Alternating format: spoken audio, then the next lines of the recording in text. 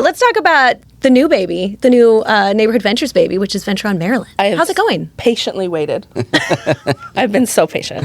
It's going well. Very well, actually. We launched the project a few weeks ago now. We did all of our due diligence, and we really like the neighborhood. We like the property, and kind of, as they say, the bones of the property are in good shape, but it's very vintage. Normally, we wouldn't remodel at this time in the market cycle because cost of capital is a little higher, so you really have to make it make sense. Where you normally see a lot of remodeling is when you say, okay, we're going to remodel it and get the rents. We're going to push the rents all the way up to this, and it provides a really nice return.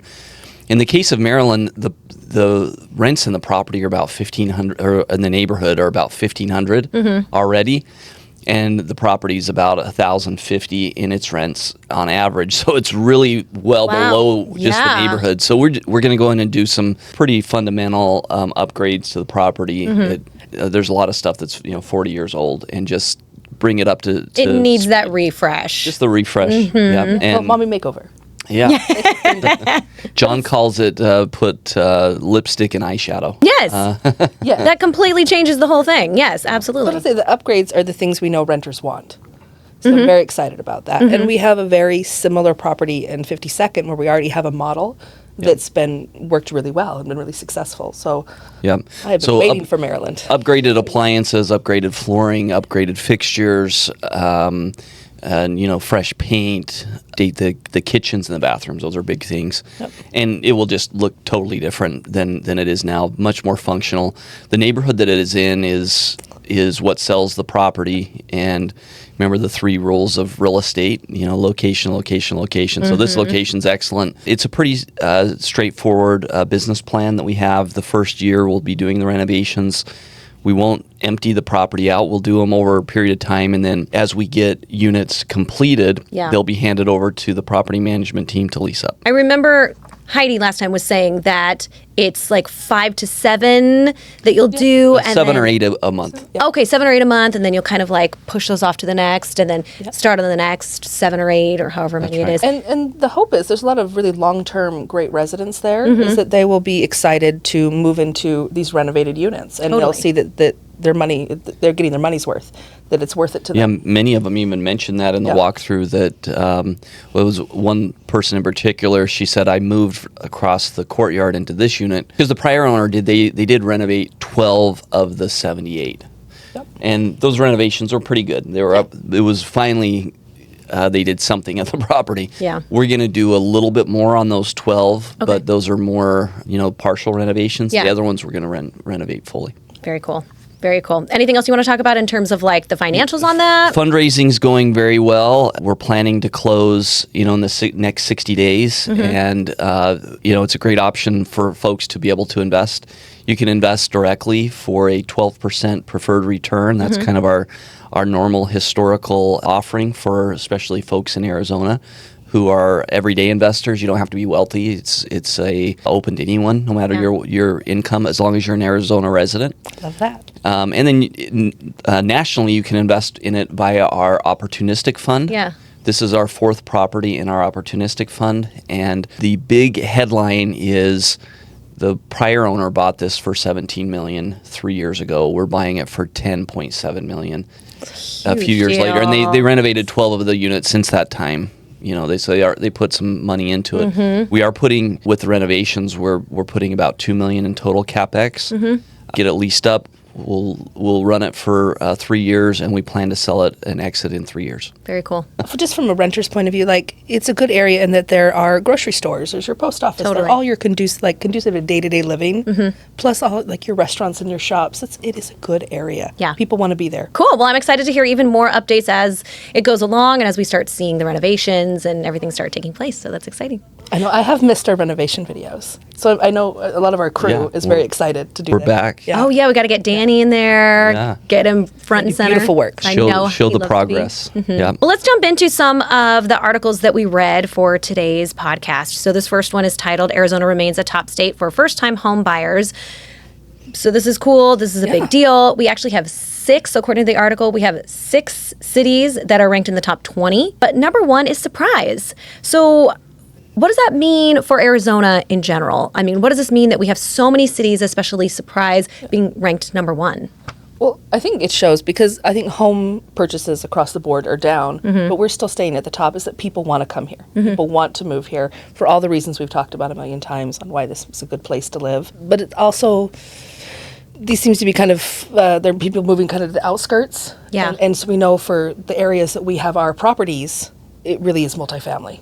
That those home sales are still down, and we need to be providing apartments where people can live. That was kind of the first thing that I thought about too. So if anyone who knows Phoenix, and you've heard about this city called Surprise,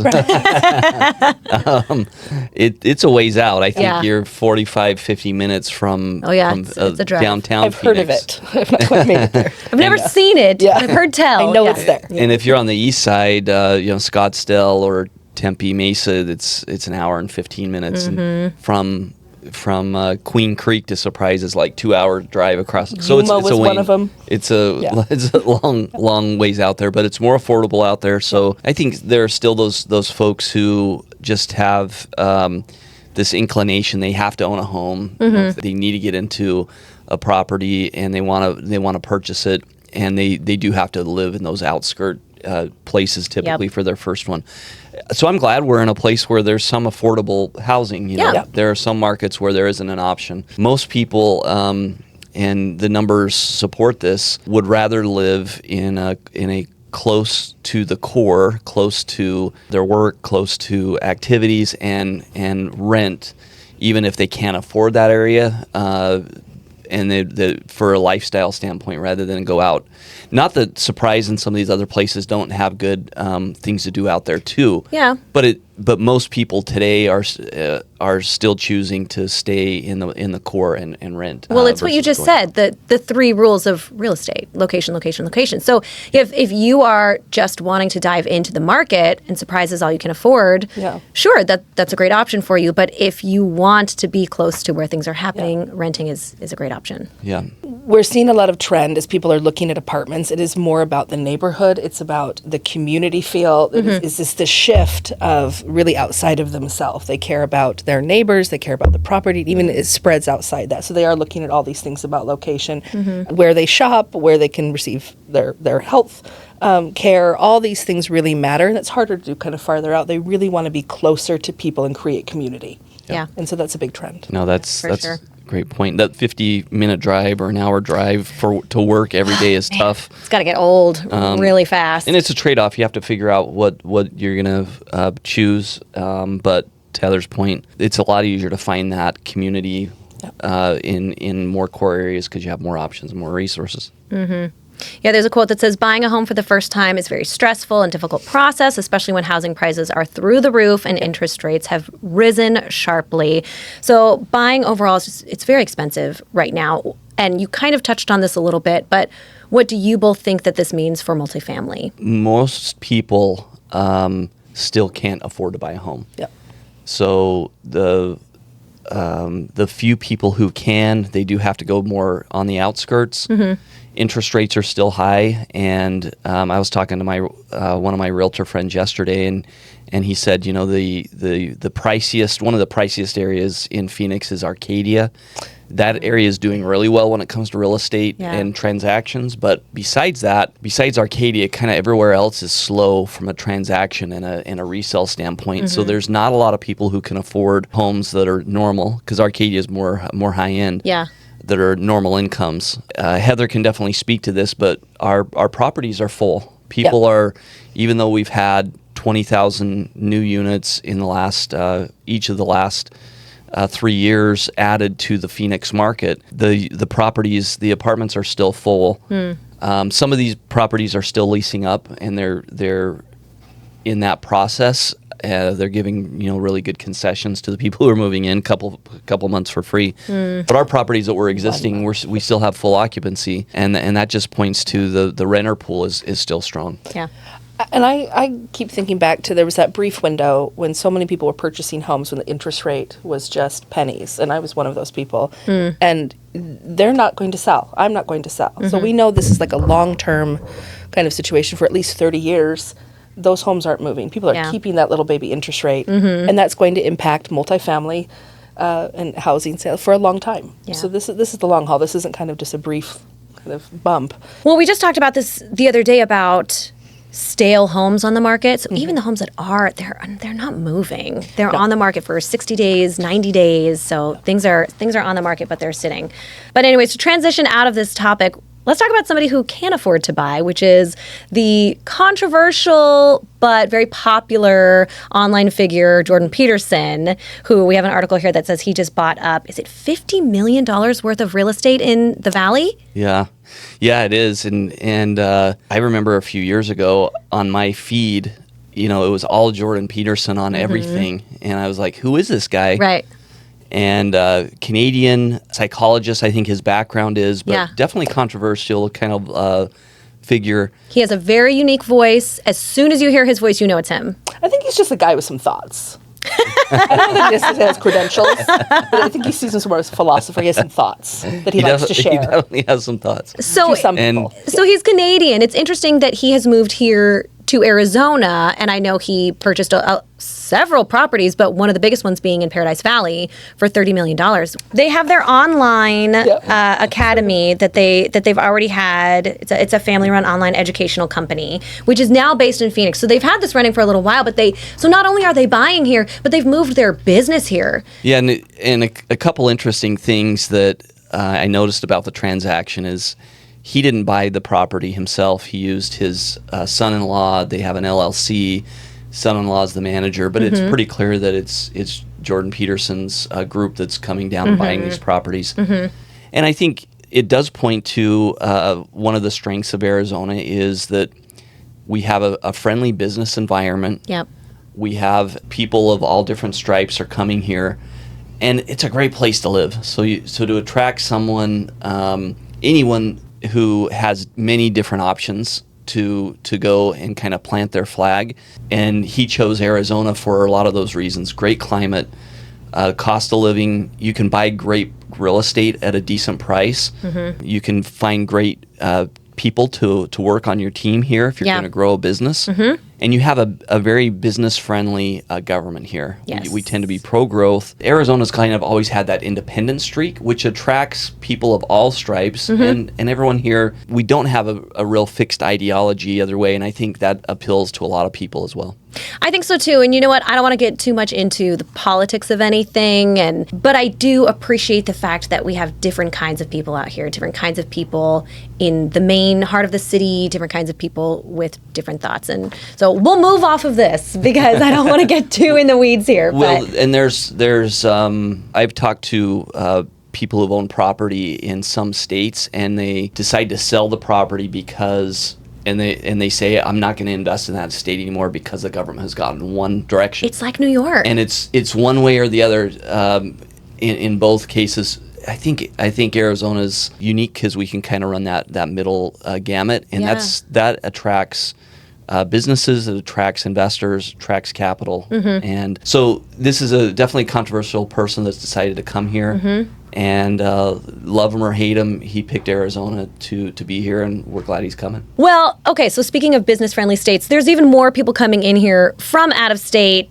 like this San Diego-based Fairfield Residential, who just acquired a 907-unit, 3-property multifamily portfolio in Metro Phoenix. And this is a huge deal. It was almost $245 million. Let's talk a little bit about this. I mean, what does this mean for Arizona multifamily? This just points to the smart people who are in some of these largest institutions in the world, financial institutions. They're managing money that many of us may have with them in our 401k or other places, and making a huge investment in Arizona. This is not a short-term investment. This is a long-term hold type of decision. They believe in our continued growth here. They believe in the strength of our employment.